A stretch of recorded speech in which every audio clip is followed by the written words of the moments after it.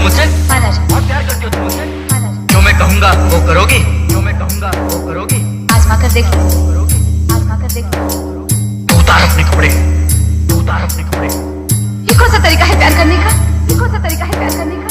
ये मेरा तरीका है, ये मेरा तरीका है।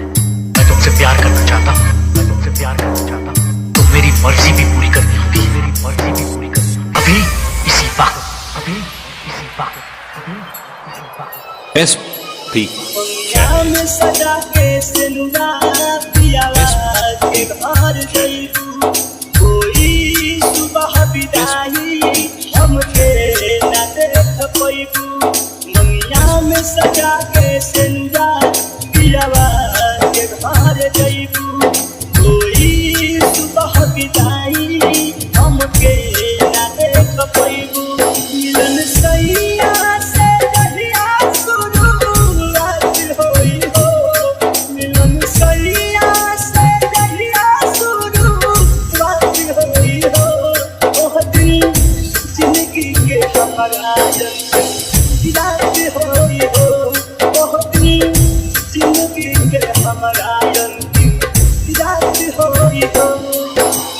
तुम क्या समझती हो? मुझे तुम्हारे जिस्म की जरूरत है, तुम्हारे शरीर की भूख है मुझे। मैंने कभी तुम्हारे जिस्म से नहीं, तुम्हारी आत्मा से प्यार, लेकिन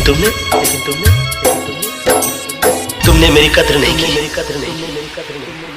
SP तू खुश रही अपना सजना के साथ में हमके भुलाई जइहो पहिला मुलाकात में। तू खुश रही अपना बलमुआ के साथ में हमके भुलाई जइहो पहिला मुलाकात में।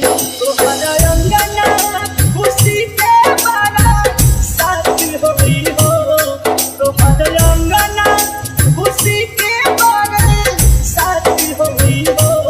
ओह दिन जिंदगी के हमरा रात होई हो, ओह दिन जिंदगी के हमरा रात होई हो। इस दुनिया में लोग मोहब्बत से सिर्फ मोहब्बत करते हैं, मगर शायद मैं दुनिया का पहला शख्स हूँ जिसने अपनी पहली मोहब्बत से जंग का ऐलान कर दिया है। सख्तियों के झेलने को चाहिए पत्थर का दिल, हाथ भर कहो कलेजा दिल लगाने के लिए। SP अपने दिन खातिर तोहर आई रही बाल के ईश्वर से प्यार करी हम अगला जन्म के। अपने दिन खातिर तोहर आई रही बाल के ईश्वर से दुआ करी हम अगला जन्म के। जन्म में ना फिर से मुलाकात होई हो, जन्म में ना फिर से मुलाकात होई हो।